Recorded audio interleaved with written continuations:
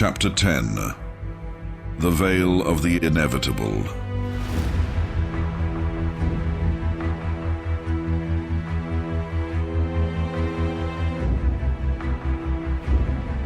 Sacrum Peaks, 1346 Imperial Calendar, 22 years before the present.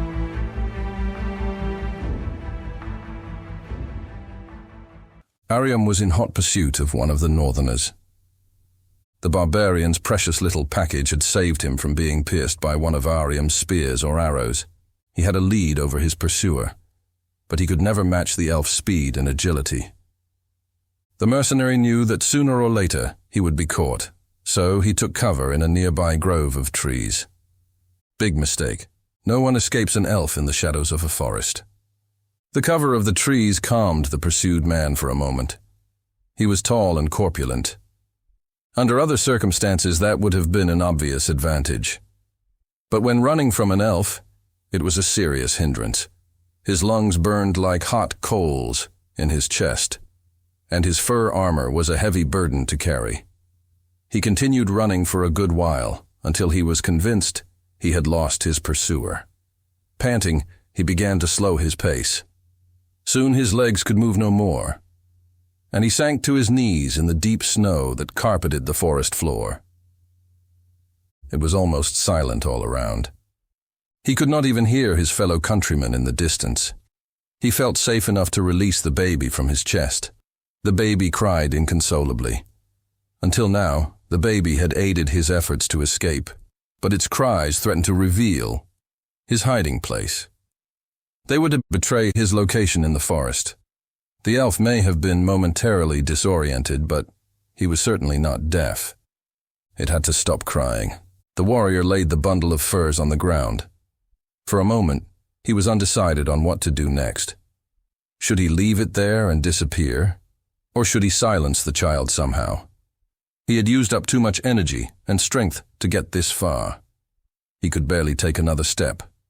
He would have to take expedient action to save himself. He reached for his belt and drew the heavy war hammer that hung from it. Then something emerged from the undergrowth. It was as if it was part of the very forest itself. He never saw it coming. By the time he was aware of its presence, a spear was already in his chest. On the other side of the wooden shaft, an elf stared directly into his eyes and twisted the point inside his entrails, tearing him apart from within. The giant roared in pain, his throat giving way with the effort. But he was still standing, and had just enough strength to lift his hammer. Ariam wrenched the spear point free and rammed it back into his fur-covered abdomen. The barbarian howled with excruciating pain, his voice resonating throughout the forest. Without hesitation, Ariam thrust his spear for a third time, driving the blade all the way up to the wooden shaft so that it pierced the man's neck. Only a faint gurgle escaped from his broken throat. The giant's eyes rolled back, his knees gave way, and he fell to the ground. Ariam took a deep breath as he watched the barbarian exhale his last breath. Only then did he dare to turn and crouch over the crying baby. A quick examination revealed that Arian was only frightened. She had not been hurt.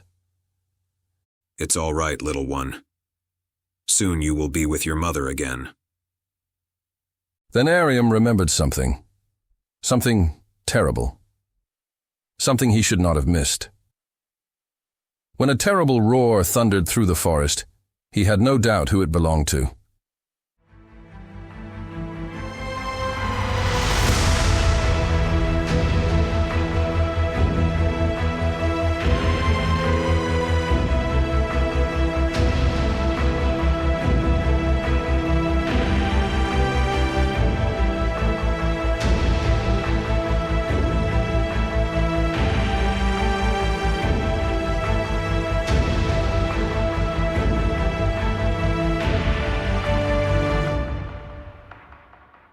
The searing storm of fire had barely ceased. No sooner had the fumes and vapors from the dragon's breath cleared than the dark silhouette launched another terrible attack. This time it came from the spurs of its massive claws. Ariel hardly had time to activate the magical shield projected by her staff. The invisible barrier could not prevent her from being thrown back again. But the magic stopped the beast from tearing her apart with its ivory claws. Ariel rolled out of control from the resulting impact. The Enitu Lord gave no respite and showed no mercy. He launched another brutal strike against the sorceress. But cold serrated steel sliced through the black armor that covered the beast's body. Agonizing pain caused the long neck of the beast to snap back, forcing its owner to writhe and roar in pain. The wound tore through its flesh. For the first time in centuries, his thick blood began to gush from an open wound. This blunted his attack and forced the King of Kings to turn away from the sorceress. Ankara whirled with fury towards his new assailant. There he saw an insignificant little man standing defiantly in front of him. On his armor he wore ornamentation that seemed to deliberately provoke the dragon's wrath. The woolen cloak the spearman wore over his overcoat was fastened to his back by two conspicuous-looking shoulder pads. But they were not made of metal or leather. Instead, they were fabricated from the upper jaws and infant horns of two dragon hatchlings. They were small enough to serve their purpose. The leather emerald skin still covered the two little trophies, although its color had faded over time. Ariel! Your daughter! I left her in the grove. She was taken aback. She had barely recovered from the last attack when Ariam appeared out of nowhere to tell her that her daughter was safe. Up to that moment, she had feared that her little girl lay in the belly of that beast. She was scarcely able to react. The flood of information was too much. Come on, sister. I don't know how much longer I can hold this beast off. Ariam hastily pulled the crested helmet over his head, hiding his delicate elven features behind the mask of his visor. His glowing eyes were obscured behind the steel veil of the ornate metal mask, watching with heroic aplomb as the beast advanced towards him. There was no chance of surviving the onslaught of a creature with such size and power. But the hunter prepared to receive the attack, as if the creature charging him was just a regular enemy. The ground creaked beneath the dragon's huge paws, swinging as if the ancient peaks around him would crumble under the violent impact of such mighty footsteps.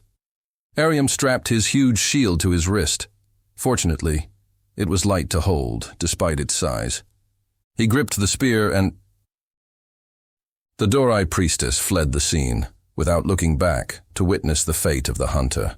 The Enitu Dragon Lord had already begun his charge, and she was lucky to avoid being crushed by his massive claws. With pain in her heart, she left Ariam alone and tried to reach the grove as quickly as possible. Perhaps with luck, she would be able to return and join him in this suicidal battle. The beast's claws struck the snow with force.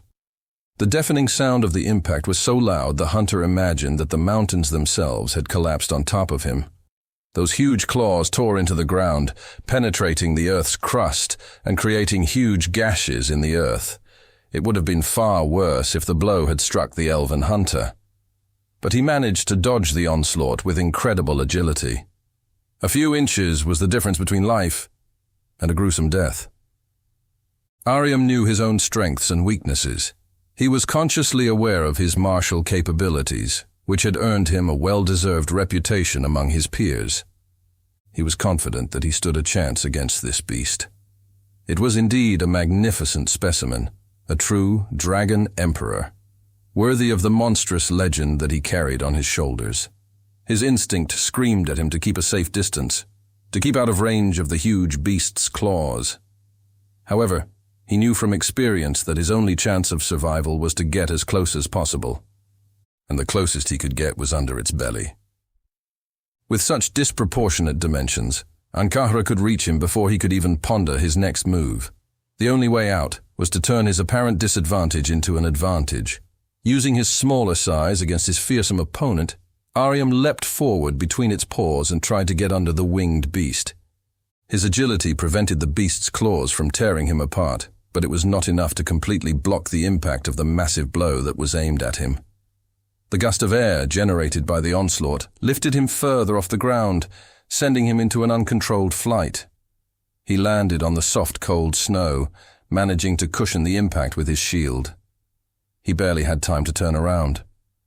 For a moment, the elf only saw darkness above him.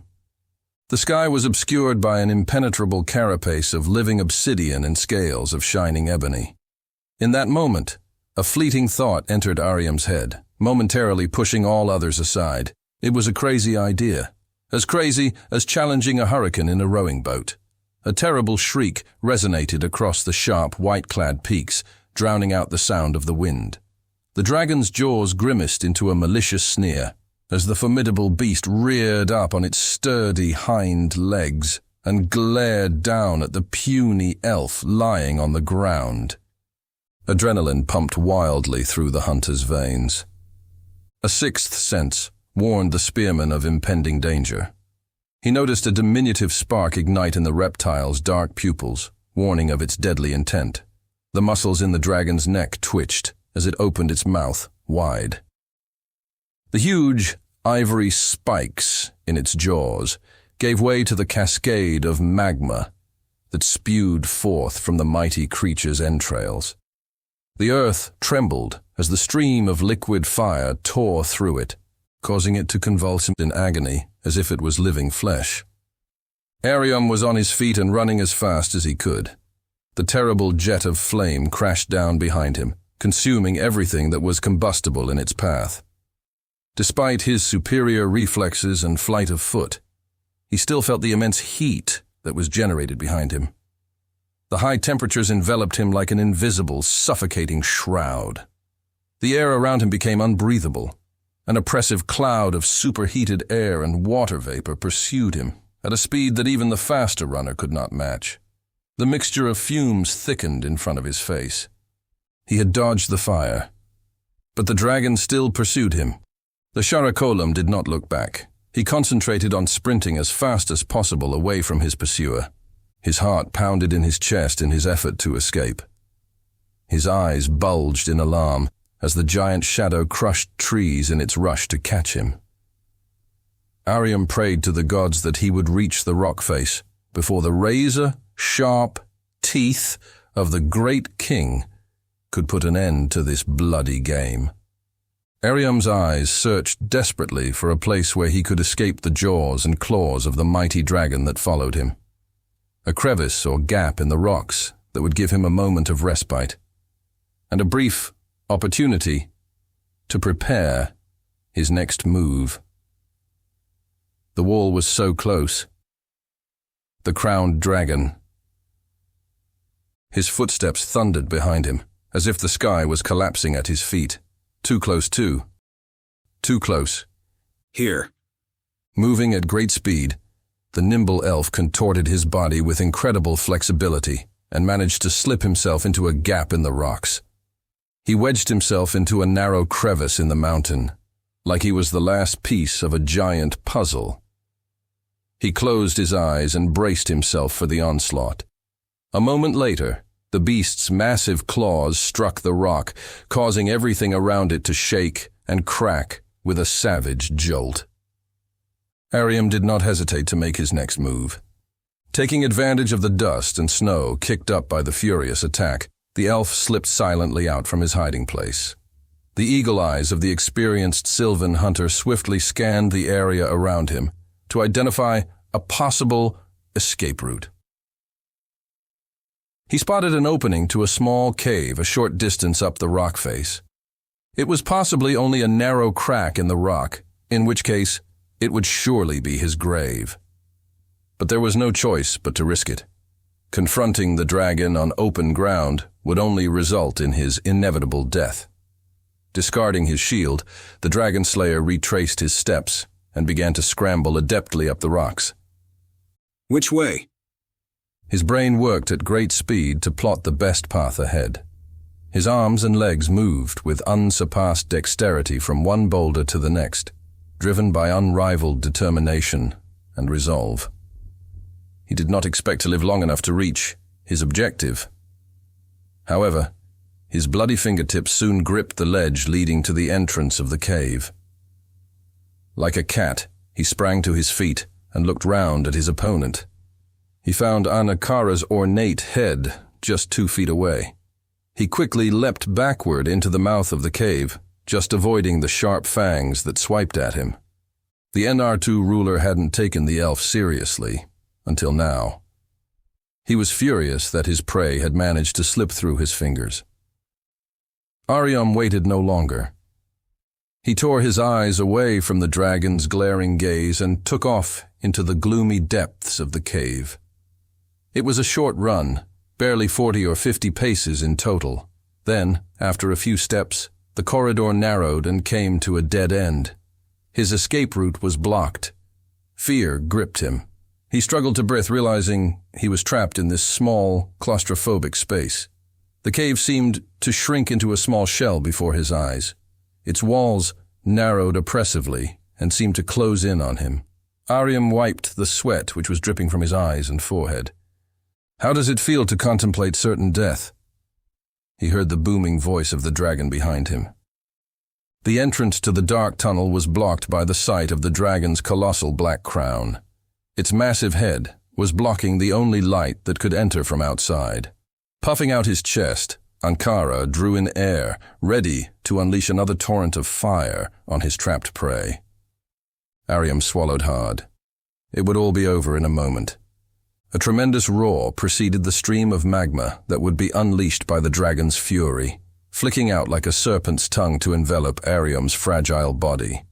However, in a moment of lucidity, perhaps in reaction to impending death, the lancer's bright pupils turned to the low ceiling of the cave. There was a large crack in it, a crack that seemed to lead to a narrow chimney-like passage. With newfound hope, he called on his weary muscles to give one last effort. A mighty leap brought him to the gap in the ceiling. The sharp stone bit into the flesh of his hands as he pulled himself up into the passageway above. He felt tears of pain run down his cheeks, sharp pain, stinging, burning pain. Burning! He couldn't lose his grip, or he would know another meaning of that very word. He tensed his arms and raised his exhausted body upwards, away from the deadly wave of fire inundating the cave below. Boiling steam rose through the gap in the ceiling, now beneath his feet. He looked down at the furnace where he had stood moments before. He let out a huge sigh of relief. He was in an open gallery. He felt a strong draft of fresh air. High above, there was also light. Thoughts flooded into his mind. Alive. He praised Elio, the patriarch. He only hoped that Ariel had found her little one. If she kept crying like that, it wouldn't be long before he found her.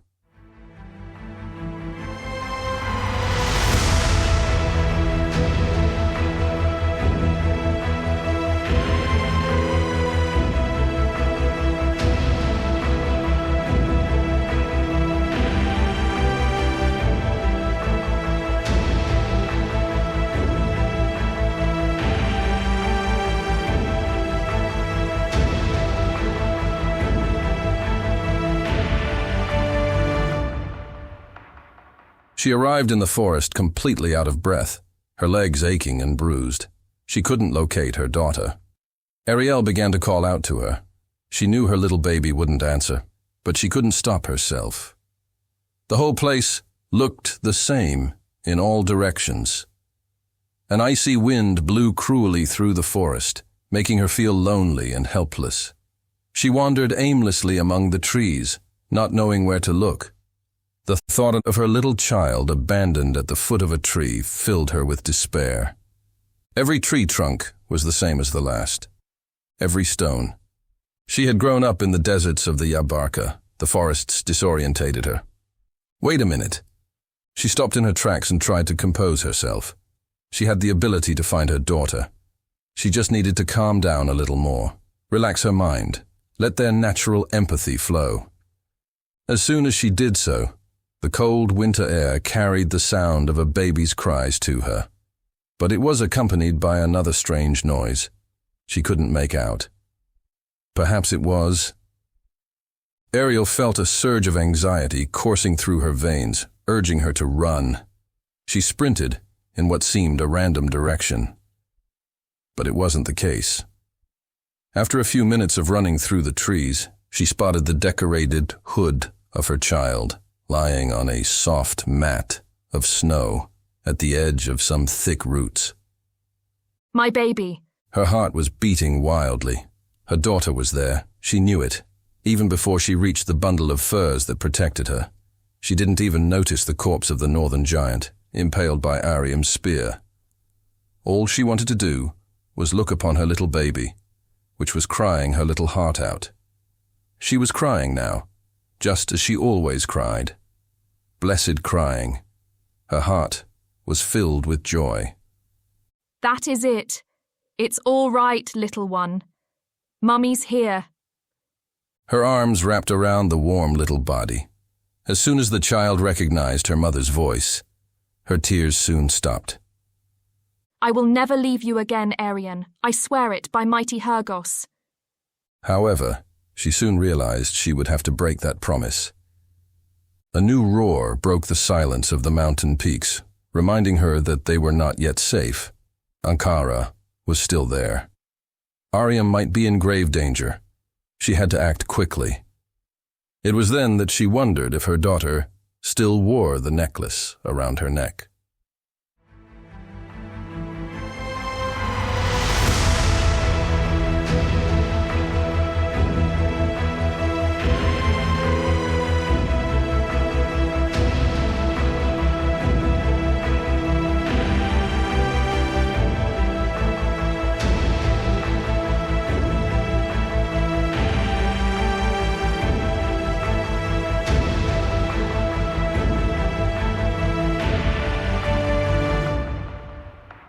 Finally, his steady hands reached the highest point of the narrow stone passage that was cut into the rock. They just managed to lift Ariam's exhausted body outside the cavern. He looked down upon the western slopes, where he had just escaped from the dragon's clutches. He stood atop a cliff face towering over the fog-covered forests below, the typical geography of the region where the ascent to the sacrum began. A flood of thoughts filled his mind. What to do now? What was the next step? Had Ariel managed to find her little girl? Would it be better to wait for Rexor, or should they search for him? They had to warn him that Soram and his allies were close by. If Ariam hurried, he might even reach the sacrum before the invaders. They had lost most of their mercenary army. They would be outnumbered now, if the defenders could rally in time to man the temple gates. The elven spearman sat on the damp rocks to catch his breath, his mind plagued by doubt and indecision. But he was soon brought out of his gloomy introspection by a sound that chilled him to the bone, the sound of two mighty wings beating the air. Those wings could only belong to one creature. He couldn't believe it. Ankara was still there. Turning round, he could only watch as a huge dark shape descended swiftly upon him. That was enough to confirm his fears. His lightning-fast reflexes kicked into action, allowing him to evade the sharp claws sweeping towards him. They tore into the ground where he had been sitting moments before, leaving a permanent gash in the rock. Ariam ran for his life, blood racing through his veins. His heart was pounding. Everything around him became blurred and hazy. Meanwhile, the triumphant roar of the dragon filled the air. He heard a hissing sound behind him. The winged beast was no longer following him, but Ariam knew he was well within range of its rain of fire. And that was exactly what the sinister hiss behind him responded to, a new eruption of dragon fire. The elven hunter had lost his shield in the previous encounter. He could not depend on its magical protection to withstand the vicious torrent of flame. All he had left were his wits and agility to keep him alive. He leapt aside as the deadly stream of fire rushed towards him. He turned and drew a spear from his quiver. He stood in a half-squat position, weapon at the ready, one knee buried in the snow. The Dragon Emperor shook his crowned head menacingly in front of him, like a bull preparing to charge. A new and more powerful roar echoed from the belly of the gigantic creature. It's only a dragon, the spearman said to himself. Maybe a bit bigger, about 3 times bigger. Ariam took a deep breath. What other way was there? If he had to die at this very moment between the claws of this prodigious foe, then so be it. But he would not be defeated without a fight. He leapt to his feet and launched himself towards the beast. He gathered strength and speed as he ran. Fueled by blind courage and unwavering resolve, he charged the thorn-studded ebony mountain that was his enemy. The dragon waited patiently, almost with contempt. Ariam held his spear with a firm grip. At the same time, he recited the verses of an incantation that would charge his weapon with magic power. Without the knowledge of such arcane magic, his unusual profession would probably never have existed. Ankara swiped out ferociously with his claws at the elf. With nerves of steel, Asim Shah waited until the last moment before swerving to avoid the attack. Then he pulled his arm back behind his shoulder, flexing every muscle in his body, and hurled the enchanted spear at the reptile's belly. As the shaft left his hand, Ariam knew with certainty that it would pierce his enemy's flesh. For what seemed like an eternity, the gleaming steel-tipped spear flew towards the body of the giant black dragon. Finally, it split the plates of its armored scales, piercing the flesh and burying itself deep within. The body of Ankara flexed inward, like someone who had been kicked in the stomach. His hard, expressionless face seemed to twitch in pain and surprise. Ariam collapsed exhausted onto the snow. He realized that even that powerful blow would not be enough to finish off such a formidable foe. There would be no respite from the lord of these peaks. This game was at an end. The Anatu prince flapped his giant wings, whipping up clouds of powdery snow around him. Like a miracle, he lifted the heavy weight of his body into the air. Ariam sat up with difficulty. He was tired, but also felt strangely comforted at the same time. He had fought bravely against an indomitable foe. He had wounded the great beast. That was more than any opponent could hope for, even one of its own kind. Ariam was proud of himself. Proud that he would leave this world having twice spilled the blood of Ankara, dragon of dragons. It was a worthy end. There were times when there seemed to be a possibility of victory. Perhaps in that split second of overconfidence just after he had made that magnificent throw. Perhaps in that fleeting moment when he had wounded the mighty prince. But the truth was, he never stood a chance. The great dragon was just too strong and too fast. With a sudden flick of his powerful spiked tail, the great dragon struck the spearman in the side with a ferocious blow. Ariam let out a howl of pain and surprise as he felt the ground disappear beneath his feet. His bones cracked as his fragile body received the impact from the attack. He felt a terrible, stinging pain, like an electric shock, and then an unpleasant, burning sensation. The last thing that flashed through his mind was the blurred sight of rocks rushing towards him at incredible speed. Then he felt unbearable pain in his face. Stop, Ankara, King of Kings, go no further. The huge beast hesitated, bemused by the unexpected interruption. It turned its magnificent head in all directions, looking for the source of the voice, a forceful voice that was unmistakably female. Vir Arim Ariel, Virgin Dorai, Rider of the Wind, commands you. The speaker was still invisible to him. Her solemn voice echoed through the majestic peaks of the sacrum. It is ordained by my rank, under which you stand. It is sanctioned by the ultimate code of the Doré Brotherhood, and the power it grants me over you, by the privilege of Hergos the Immortal, your supreme lord. The magnificent beast looked puzzled, for there in his hunting grounds, no one outranked him or had the right to command anything. Not even the gods themselves had power over him in this place. These peaks were his throne. Even the twin suns were subdued in his domain. There was a moment of tense silence. It was as if the rocks and the winds of those indomitable heights were waiting for the king of the Enartu to give his response. Perhaps out of instinct, the huge reptile looked up. On the cliffs above him, illuminated by the reddening glow of the twilight sky, a female warrior challenged him. She wore magnificent silver-scaled armor and rode on the back of an unusual species of dragon. It certainly did not look like an Enartu. It was a rare hybrid, undoubtedly of magical nature. Its scales shone like pure silver, but its size was much smaller. It could not hope to rival the Prince of Dragons in corpulence, stature, or power. But what troubled Ankara the most was the magnificent cavalry lance the rider was carrying. Withdraw, Prince, and there will be no further bloodshed, the Wind Rider warned.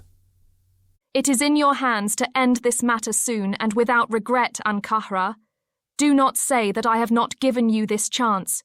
You are powerless against me. The gaze of Hergos protects me. The Colossus snorted in disdain. It spread its mighty wings, each one like the sail of an imperial galleon. It rose from the ground and launched itself at the armored she-elf. The proud Amazon warrior spurred her noble steed, ordering her Eleanori mount to advance. She gracefully rose into the air, moving fast and light on the wind. For anyone who could have witnessed this battle among the clouds, it would have been as if a solitary ship was rushing a fleet of war galleons. Ankara was a black, unstoppable tide that seemed to envelop his sleek, elegant adversary. The clash threatened to shatter the sky.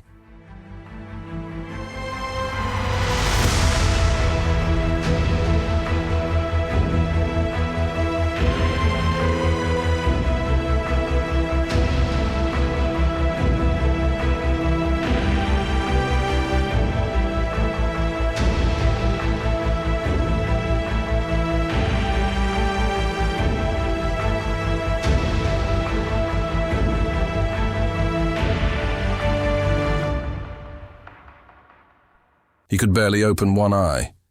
He was in agony. An indescribable pain tore through his body. It was as if 100 stakes had pierced his flesh through every limb and in every possible direction. Someone embraced him tenderly, eliciting groans of protest from him. A figure in shining armor lifted the ornate visor of the magnificent helmet covering its head. The image of a beautiful, radiant woman looked down upon him. He slowly recognized who knelt by his side. At first, he imagined that it must be the vision of a sacred custodian welcoming him to the eternal garden of his faith, where he would be free of worldly pain. But it was not so. Ariel, I am sorry. I thought that you... Still in her glittering armor, she put her finger to her lips, signaling that he should not speak. As usual, he did not obey. What about what about your little one? She's fine.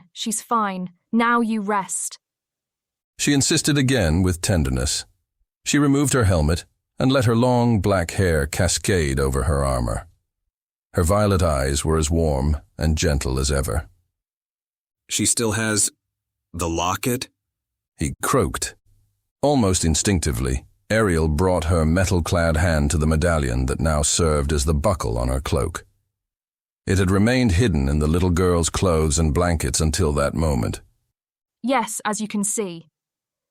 You look so beautiful, he said with a melancholic smile that brightened his bloodied face. I've been given a good beating, haven't I? Your body, Ariam, it's all broken. Ariam tried to raise his hand to his face but could not move his arm. He felt a terrible stabbing pain in his forearm as if a spear had pierced it. His face was numb, and he could only see out of one eye.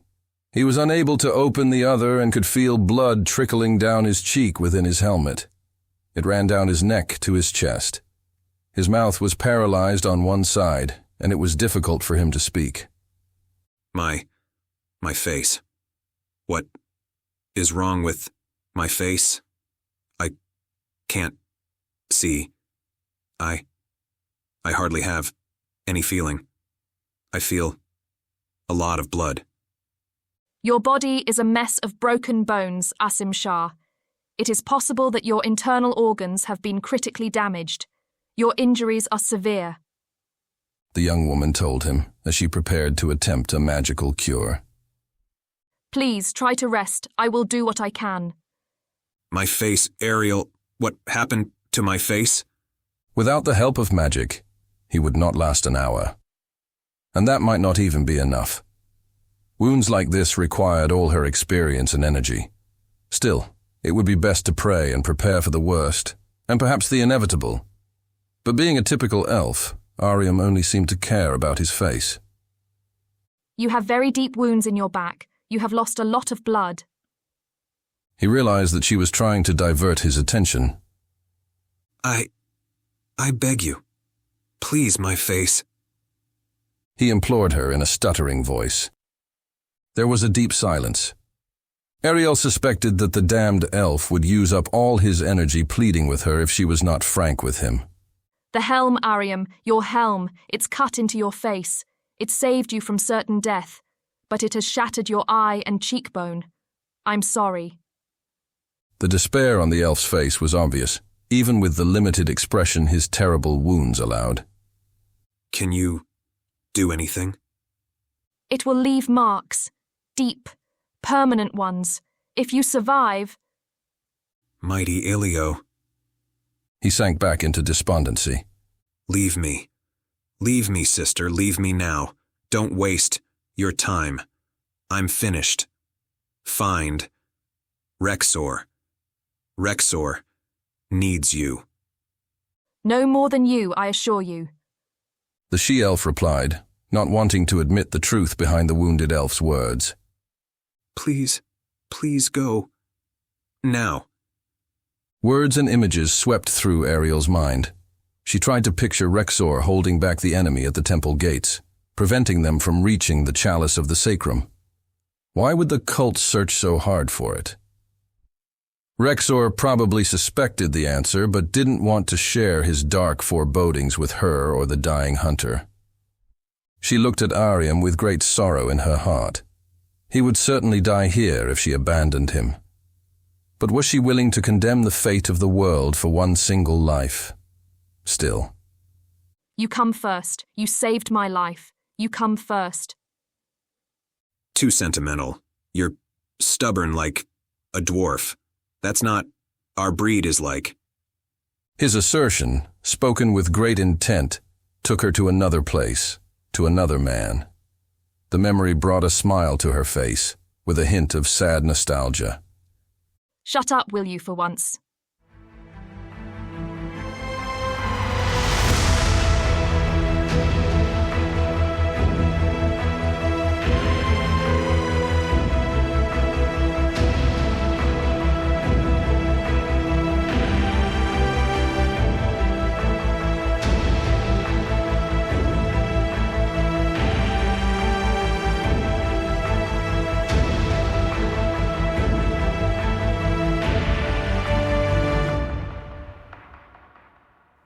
Only a few hours had passed since Ariam had fallen unconscious. She watched over the sleeping man's bed like a lover. He had recovered a little from his wounds and his condition had stabilized. He was breathing with difficulty. But at least he was breathing. And that was more than she could have hoped for a few hours ago. She had already removed her magical battle armor. Even her dazzling Eleonori had returned to the confinement of the jewel that now swung innocently from her neck. She looked down at her baby girl. She was asleep too, unaware of all that had happened that fateful afternoon. She thought of the baby's father, so far away from the two of them. If only he had been there. She lifted her violet eyes to the night sky, searching among the millions of stars for the constellation that gave her God his name. Hergos, the spine of the cosmos, the essence of magic, to whom she dedicated a prayer. Then she was overwhelmed by a distressing vision. She saw two gigantic gates, many times the size of a man. They were thick and solid, like those that fortify a castle. They were beautifully decorated, like the ornate gowns worn by brides at their weddings. They shimmered in blue and gold with enameled iron fittings and oversized hinges. But something warned her that the sight of those massive doors meant nothing good. They were the gates that protected the temple of the sacrum. The perennial gates. Then suddenly, as if moving in slow motion, the colossal gates of the sacred temple began to collapse. This was not meant to happen. No one should be able to break the seal. Rexor must have failed in his attempt. Now, the sacrum was defenseless. Then, there was the gigantic crash as the gates closed again with an agonizing groan, and she knew that the darkness had entered the sacred grounds. The vision was cut short by a tsunami of intense and unpleasant sensations crashing into her subconscious. An unholy premonition lashed her body, and deep sorrow, an overwhelming sadness, seized her soul. An irresistible fear followed, a fear that anticipated and foretold a threat, a catastrophe that would herald untold tragedy and loss. Her eyes fell on the badly wounded spearman. His bandaged face, now clean of blood, expressed a strange mixture of peace and bitterness. Then she was gripped by an absolute certainty. In the face of what was to come, maybe it would have been less painful to watch him die.